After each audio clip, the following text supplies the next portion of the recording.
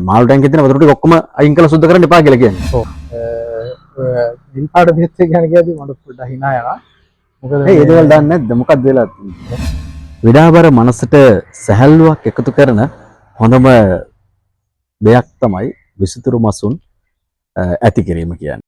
Pet බඩීස් අපි අද ඇවිල්ලා ඉන්න ඔන්න ඉබ්බාගමුව රණවිරුගම හරි අපූර්ව තැනකට අපි අද ඇවිල්ලා ඉන්නේ විල්තර ඇක්වේරියම්. විල්තර ඇක්වේරියම් එකේ ලහිරු මාත් එක්ක ඉන්නවා. ඉතින් අයබන් ලහිරු. ඉතින් විසිතුරු මසුන් ඇති කරන අපේ ආදරණ හිතවතුන් තියෙන ලොකුම ප්‍රශ්නයක් තමයි අපේ මාළු ටැංකියක් පිරිසුදු කරගන්නේ කොහොමද කියන දේ. අද ලහිරුත් එක්ක අපි කතා කරන්න සූදානම් වෙන්නේ කොහොමද හරියටම තමන්ගේ මාළු ටැංකිය පිරිසුදු කරගන්නේ සත්තුන්ට හානියක් නොවේ. ඉතින් ඇත්තටම අපි කොයි කාලේ වගේද මාළු ටැංකිය සුද්ධ කරගන්න ඕනේ? කොහොමද අපි අඳුර ගන්න ඕනේ දැන් මේ තමන්ගේ ගෙදර තියෙන මාළු ටැංකිය සුද්ධ කරන්න කාලේ හරි කියලා, පිරිසුදු කරගන්න කාලේ හරි කියලා අපි හරියටම අඳුර ගන්නේ කොහොමද? ඔව් ඇත්තටම මෙහෙම දෙයක් තියෙනවා. සාමාන්‍යයෙන් ගෙදර හදන මාළු ටැංකියේ දාගෙන ඉන්න මාළුගේ සයිස් එක, මාළුගේ ප්‍රමාණය, ඒ වගේම මාළු වර්ගය, ඒ වගේ දේවල් මත පදනම ටැංකිය අස් කරගන්න ඕන කාලේ සෑහෙන වෙනස් වෙනවා. සරලවම අපි බලුවට මාළු ටැංකිය අපිරිසුදු වෙනවා. වතුර විනිවිද පේන්නේ නැත්තම් සමහර ටැංකිය තියෙන ගාවල් වල මාළු පේන්නේ ඒ තරමට ටැංකිය අපිරිසුදුයි. එතකොට අපේ පුංචි පැටවෝ හැම වෙලේම අම්මලා තාත්තලාෙන් බැනුම් අහන කාරණයක් තමයි මාළු ටැංකිය සුද්ධ කරලා නැහැ කියලා. එතකොට කොහොමද අපි මාළු ටැංකියක් සුද්ධ කරන්න පටන් ගන්නේ? අපි හිතන්නකොද අපේ පාසල් වයසේපත් වෙන ආදරේ දුවල පුතාලා අපිත් එක්ක එකතු වෙනවා. ඒතර ඒ අයට අපි කිව්වොත් කොහොමද තමන්ගේ මාළු ටැංකිය අපි සුද්ධ කරන්න පටන් ගන්නෙ? කොයි වගේ දෙයකින්ද? දැන් ෆිල්ටරේ ඔන් කරලා තියෙන්නේ, මාළු ටික ඉන්නවා, විදුලියට ෆිල්ටරේ සම්බන්ධ කරලා තියෙන්නේ, සමහරට මාළු ටැංකියේ තියෙන බල්බ්ස් ඔන් එකේ තියෙන්නේ. එහෙම තියෙන තැනක මාළු ටැංකියක් කොහොමද අපි පිරිසුදු කරන්න පටන් ගන්නෙ කොතනින්ද? අපි මූලික ප්‍රොසෙස් එක විදිහට කරන්න ඕන දේ තමයි පංච කරගෙන ග්ලාස් එක ටැංකියේ හතර පැත්තම ග්ලාස් හතරම ක්ලීන් කරගන්න ඕනේ. සාමාන්‍ය රවුන්ඩ් ෂේප් එක වගේ වෙන්න අතුල්ලලා ක්ලීන් කරගන්න ඕනේ. ඊට පස්සේ සාමාන්‍ය විනාඩි 15ක් විතර මේ ටැංකියේ ක්ලීන් කරලා ග්ලාස් එකේ ක්ලීන් කරපු ඒ ඩස්ට් එක තියෙන රොඩු ටික පල්ලෙහාට එනකන් විනාඩි 10 15ක් විතර ටැංකිය ෆිල්ටර් ඔෆ් කරලා තියලා තියන්න ඕනේ. ඊට පස්සේ තමයි අපේ තියෙන වතුර ටික ඉවත් කරගෙන සිද්ධ කරන්න. ටැංකිය අපි ටැංකියක් අස් කරගන්නකොට ප්‍රධාන වශයෙන් කරන වැරදි ගොඩක් තියෙනවා. මිනිස් කරන වැරදි ගොඩක් තියෙනවා. එතකොට අපි මුලින්ම මේ වැරදි ගැන දැනුවත් වෙන්න ඕන. පළවෙනි දේ තමයි ටැංකියක් කරනකොට ඉස්සෙල්ලාම බලනවා ටැංකිය සම්පූර්ණම වතුර අයින් කරලා මාළු ටික අස් කරන්න. ටැංකිය අස් කරන්න. ඒක කරන එක වැරද්දක්. ඒ කියන්නේ මේ මාළු ටැංකියේ තියෙන වතුර ටික ඔක්කොම අයින් කරලා සුද්ධ කරන්න එපා කියලා කියන්නේ. ඔව්. මාළු ටැංකියේ වතුර සම්පූර්ණම අස් කරන්න හොඳ නැහැ.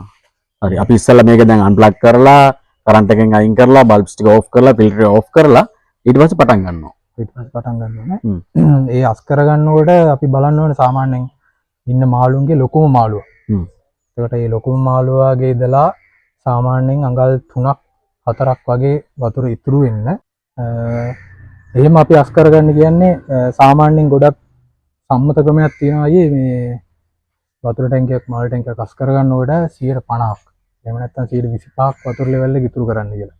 ඒකට හේතුවක් තියෙනවා. ඇයි දැන් වතුර සම්පූර්ණයෙන් අයින් නැත්නම් අපිරිසුදු වතුර ටැංකියේ තියෙනකොට ආපහු වතුර දාන ටැංකිය අපිරිසුදු වෙන්න බලනවා. ඇයි අපි වතුර ටික ඉතුරු කරන්නේ? ඔව් ඒකට හේතුවක් තියෙනවා. ඒ කියන්නේ මෙහෙමයි. සාමාන්‍යයෙන් අපිට වගේම තමයි මාළුන් ජීවත් වෙන්නේ වතුරේ.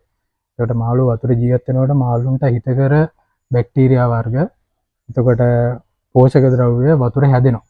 ಖನಿಜ ලවණ ද්‍රව්‍ය ආරම්භනවා හැදෙනවා වතුර. එතකොට අපි සම්පූර්ණ වතුර සුද්ධ කරොත් අස් කරොත් වෙන්නේ මාළුවාට හිතකර බැක්ටීරියා වර්ග ටැංකිය ඉතුරු වෙන්නේ නැහැ. එතකොට අපි අලුතෙන් ටැංකියට වතුර පුරවනකොට මාළුවා ඉන්නේ සම්පූර්ණ අලුත් පරිසරයක. එතකොට සාමාන්‍යයෙන් මාළු හදන කෙනෙක් දැනගන්න ඕන දෙයක් තමයි මාළුවා ඉදපු වතුර කියන්නේ මාළුවාට බෙහෙත් කියන එක. ඒක බෙහෙත්යි. ඒ හින්දා අපි සාමාන්‍යයෙන් අස් කරන ටැංකියක් සම්පූර්ණ වතුර අස් කරන්නේ. එතකොට අපි සම්මත ක්‍රමයක් විදිහට ගත්තොත් ටැංකියේ ඉන්න ලොකුම මාළුවාගේ ඉඳලා එයාගේ උස මට්ටම තියෙනවානේ. ඒ උස මට්ටමේ ඉඳලා අඟල් 3ක් හෝ 4ක් වතුර ලෙවල් එක ඉතුරු කරලා තමයි අනිත් වතුර ටික අපි අස් කරන්නේ. ඒක කොහොමද කරන්නේ සාමාන්‍යයෙන්? කප් එකකින් වගේ අයින් කරනවද වතුර ටික?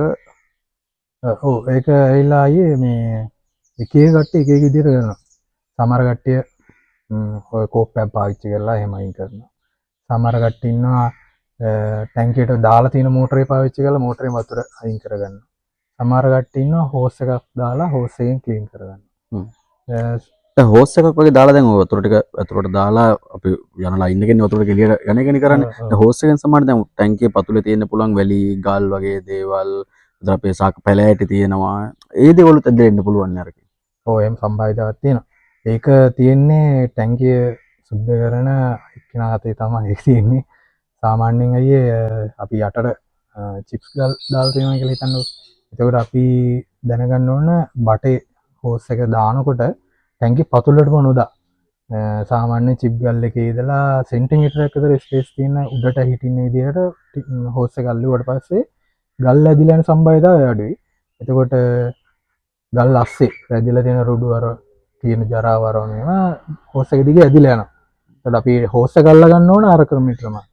චිප් ගල් ලේයරයට සෙන්ටිමීටරයක් දෙකක් වගේ පොඩ්ඩක් උඩින් අල්ලලා ඊට පස්සේ මාළුවට වඩා අඟල් 3ක් විතර ඉහළින් වතුර ලෙවල් එක තියෙන ප්‍රමාණයට වතුර ටික අයින් කරගන්න. අයින් කරලා ඊට පස්සේ දැන් අපි සාමාන්‍ය ටැංකිය නිකන් තියන්නේ නැහැ. චිප් ගල් විතරක් දාලා තියන්නේ නැහැ. එහෙම තියෙන අඩුයි. ඒතර අපි සාමාන්‍ය කොට කෑල්ලක් වගේ දාලා තියන්න පුළුවන්. පැල වර්ග ප්ලාස්ටික් පැල ස්වභාවික පැල එහෙම දේවල් ඇඩ් කරලා තියන්න පුළුවන්. ඒකට අපි ටැංකිය ඊළඟ ස්ටෙප් එකේ විදිහට යන්න ඕන ටැංකිය ඩෙකොරේටින් අයිටම් ටික ක්ලීන් කරගන්න. ඒවා එතකොට ඒක කොහොමද කරන්නේ? එළියට අරන් සුද්ධ කරාට කමක් නැද්ද බ්‍රෂ් එකකින් වගේ? එහෙම කරත් එහෙම කරන්න පුළුවන් ක්‍රමයක් තියෙනවා නම් එහෙම එළියට අරන් සුද්ධ කරලා අපිට ඕන විදිහට ස්කේප් එක හදාගත්තට ගැටලුවක් වෙන්නේ නැහැ. ටැංකිය ඇතුළේ තියාගෙන වුණත් ඒක කරන්න පුළුවන්. ඒ කියන්නේ අපි මේ අපේ බටේ දාලා ටැංකිය අස් කරගන්නකොට අපි හදලා තියෙන ස්කේප් එක එහෙම වෙනවනේ. අපි ඒක හදා ගන්නවා. ඒක හදාගෙන ඉවරලා අපි වතුර පුරන වැඩේට යන්න පුළුවන් ඊට පස්සේ.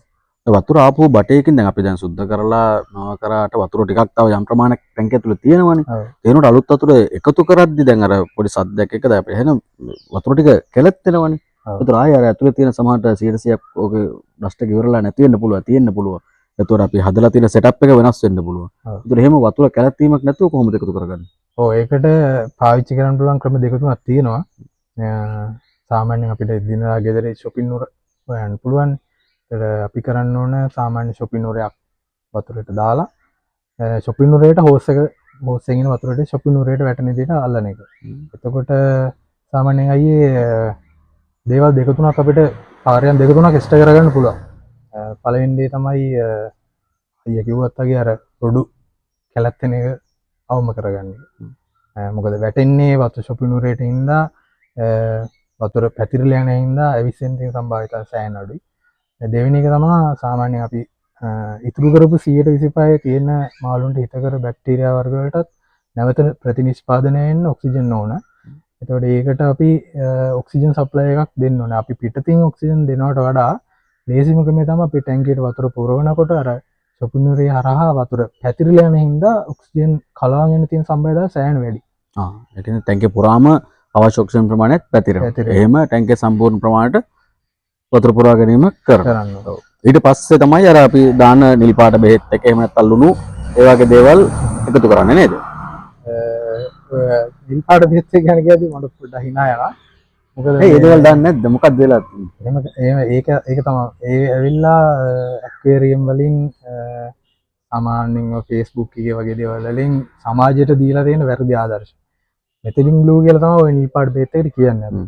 මෙතිලින් බ්ලූ කියන්නේ අයියේ මාළුන්ගේ තුවාල වලට ලෙඩ රෝග වලට දාන බෙහෙත් එකක් විතරයි. ඒකෙන් ටැංකිය ක්ලීන් වෙන්නවත් ටැංකිය ලස්සන වෙන්නවත් මොකක්වත් වෙන්නේ නැහැ. අර චූටි නිල් පාටක් කෙන හින්දා ගොඩක් කට්ටිය හිතනවා ටැංකිය ක්ලීන් වෙනවා කියලා. ඒක වෙන්නේ නැහැ. අපි සාමාන්‍ය මෙතිලින් බ්ලූ පාවිච්චි කරන්නේ මාළුන්ගේ තුවාල වලට. ඒකට ඒකදී අපි පාවිච්චි කරන ඕන නියමිත මාත්‍රාවකුත් තියෙනවා. මෙතිලින් බ්ලූ කියන්නේ ගොඩක් සැර බෙහෙත් එකක්. අපි නියමිත මාත්‍රාවට වඩා ඩස් එකක් පාවිච්චි කරත් ඒත් මාළුන්ට අහිතකරයි. ඒ වගේම තමයි නියමිත මාත්‍රාවට වඩා අඩුවෙන් පාවිච්චි කරත් ඒකත් මාළුන්ට අහිතකරයි. අනිත් එක තමයි මෙතිලින් බ්ලූ පාවිච්චි කරන හැම වෙලාවෙකම ඒරේෂන් ලෙවල් එක ටැංකිය අනිවාර්යෙන් තියෙන්න ඕනේ. මේ මොකද ඒ තරමට මෙතිලින් බ්ලූ කියන එක සැරයි. සැරයි. ඒ කියන්නේ අපි අනවශ්‍ය වැඩක් තමයි කරලා තියෙන මෙච්චර කාලයක්. අනිවාර්යෙන් අනවශ්‍ය වැඩක් කරලා තියෙනවා. ඒක ලුණු වගේ දේවල් එකතු කරන්නේ. ඔව් ඒකත් වැරදි වැඩක් තමයි. ලුණු පාවිච්චි කරන්න මේ මාළු මුහුදු මාළු නෙවෙයිනේ අපි පාවිච්චි ආ. ටැංකිය වලට ඇති කරන්නේ. එතකොට මෙයාලට සාමාන්‍යයෙන් අපි දාන්නේ ලිං වල වතුර එහෙම නැත්නම් නල ලිං වල වතුර එහෙම මොන හරි වතුර. ඒතර සාමාන්‍යයෙන් භූගත ජලයේ khනිජ ලවණ කියන එක තියෙනවා. එතකොට එයාලට අවශ්‍ය පෝෂක ද්‍රව්‍ය ඒ වතුරේ කලවම් වෙලා තියෙනවා. ඒ හින්දා අපි අමතර ලුණු ඇඩ් කරන්න හොඳ නෑ වතුර මාළු ටැංකියකට. සාමාන්‍ය ලෙඩක් තියෙද්දි ලුණු ටිකක් දාගන්න එක වෙනම එකක්. ලෙඩක් තියෙද්දි අනිවාර්යයෙන් ලුණු ටිකක් දාන්න. මොකද ඒක ලෙඩේ පොඩ්ඩක් අයින් කරගන්න අපිට සපෝට් එකක් විදියට ලුණු ටිකක් ඇඩ් කරගන්න. ඉතින් එහෙම නැතුව ටැංකියට එහෙම ලුණු ඇඩ් කරගන්න හොඳ නෑ. දැන් අපි අර ලිං වතුර එහෙම නැත්නම් වැව කැලක තියෙන වතුර පාවිච්චි කරන ගැටලුවක් නැහැ. ඔව්. දැන් නගරබද කෙනෙක් වුණොත් සාමාන්‍යයෙන් එන ටැප් එකේ වතුර නියොකට පාවිච්චි කරන්නේ ක්ලෝරින් තියෙනවා. ක්ලෝරින් වතුර භාවිත කරන කෙනෙක් නම් කොහොමද කරන්නේ? මොනවද දෙයක් වෙනසක් තියෙනවද යාට? ඔව් අනිවාර්ය වෙනසක් තියෙනවා. ක්ලෝරින් වතුර අපි පාවිච්චි කරන ටැංකියට ෆිල් කරගන්නවා නම් පළවෙනි ස්ටෙප් එකේ ඉඳන් සෑහෙන ටිකක් වෙනස් වෙන්න ඕනේ.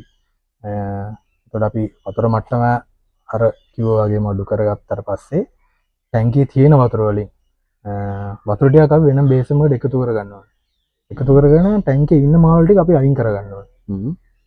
ඒ අර වතුරටම ටැංකියේ තිබ්බ වතුරටම අයින් කරගත්තට පස්සේ ක්ලෝරින් අර ඩෙකොරේට් කරගන්න වැඩ ටික කරලා ක්ලෝරින් වතුර ආයෙ ඇඩ් කරගන්න පුළුවන් ටැංකියට.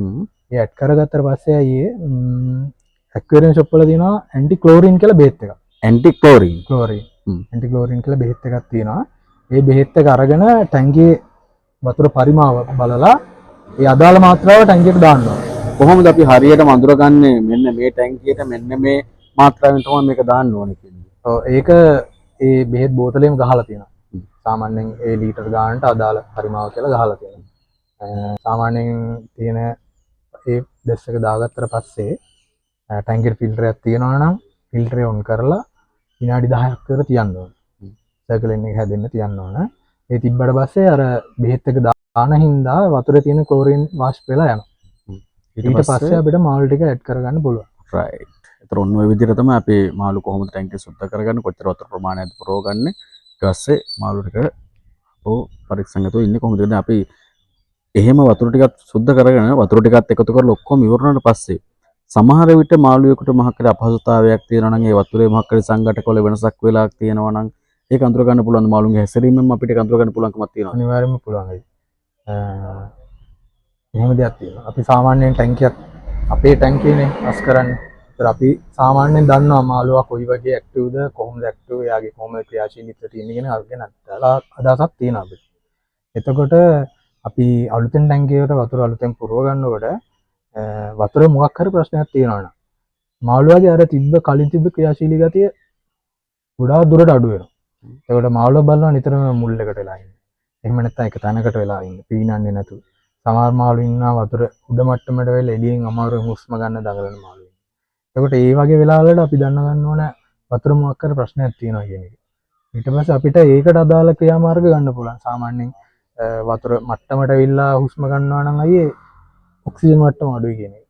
ඊට පස්සේ අපිට ඒකට විසඳුමක් විදිහට ඔක්සිජන් පිටතින් දෙන්න පුළුවන්. එරේෂන් එකක් දාලා හරි ෆිල්ටර් ඔන් කළා හරි ඔක්සිජන් පිටතින් දෙන්න පුළුවන්. එහෙම නැත්නම් තව මොන හරි ඔය කනිජ ලවණ මට්ටමක් අඩු වෙලා හරි එහෙම නැත්නම් ඔය හිතකර බැක්ටීරියා වර්ග අඩු වෙලා මාළු හොඳටම ස්ට්‍රෙස් වෙලා ඉන්න මට්ටමක් තියෙනවා නම් හරි ඒ අදාළ බෙහෙත් හරි මොන හරි තියෙනවා නම් ඒව දාලා ඒ ටික අපිට කරගන්න පුළුවන්. රයිට්. නොයි විදිහට තමයි කොහොමද සුරතල් මසුන් ඇති කරන කෙනෙක් තමන්ගේ නිවසේ තියෙන මාළු ටැංකිය ලස්සනට පිරිසිදුව පිළිවෙලට තියාගන්න මාළු කොයි මොහොතේද මාළු ටැංකිය සුද්ධ කරන්න පටන් ගන්න මොන විදිහකටද මේ දේවල් කරගන්න කියන කාරණේ මම හිතන අපේ ආදරණීය හිතවතුන්ට දැනගන්න පුළුවන් වෙන්න ඇති. ඒ වගේම තමයි තවත් මොන හෝ ගැටලුවක් තියෙනවා නම් අපේ විල්තර ඇක්වේරියම් ලහිරු ඉන්නවා. අපි ලහිරුගේ දුරකථන අංක ඔබට ලබා දෙන්න සූදානම්. ඉතින් ලහිරුව සම්බන්ධ කරගන්න පුළුවන්. ඒත් එක්කම ලහිරු කියන්නේ සුරතල් මසුන් ශේෂ්ත්‍රයේ හරි අපූර්ව ප්‍රවීණයෙක්. ඔහු ළඟ ඔහුටම ආවෙනික වෙච්ච දේවල් ගොඩක් තියෙනවා. ඒ අතර ප්‍රධානම දේ තමයි ඔහුගේ මාළු ටැංකිය වලින් භාවිත කරන ෆිල්ටර් එක. කොහොමද ෆිල්ටර් එකක් අලුතෙන්ම නිර්මාණය කරන්නේ සහ ඒ හරහා මාළු ටැංකියක් සුද්ධ කරන්න නැතුව මාස 7ක් පාවිච්චි කරන්න පුළුවන් කිව්වොත් විශ්වාස කරන්න තමයි නේද? හැබැයි අපි ඒ දේ මේ ලහිරු කරනවා. ඉතින් ඒ දේ අපි ඔබත් එක්ක මේ ඉදිරි වැඩසටහනකදී බෙදා හදා ගන්න සූදානම්. ඒත් එක්කම අපි ලෑස්ති අපෙන් වඳ වී යාමේ තර්ජනයට ලක් වෙලා ඉන්න මත්ස්‍යීන් ගණනාවක් අපිට ආවිනික මත්ස්‍යීන් ගණනාවක් අභිජනනය කිරීමේ භාරදූර කටයුත්ත මේ වෙනට ලහිරු ආරම්භ කරලා තියෙනවා. ඉතින් ඒ දේවලුත් අපි ඉදිරියේ වැඩසටහන් එක්ක ඔබත් එක්ක බෙදා හදා ගන්න සූදානම්. ඉතින් අද අපි ඔබෙන් සමුගන්න සූදානම් මේ සුරතල් සතුන්ගේ වෙනස් වීම අලුත් වීම වෙනස් විදිහකට ඔබත් එක්ක බෙදා ගන්න අපේ ආදරණීයම ලෙන්ගතුම පිරිස පෙට් බඩීස්. ආයෙත් දවසක අපි හම්බෙමු මේ වගේම ලස්සන වැඩකින්.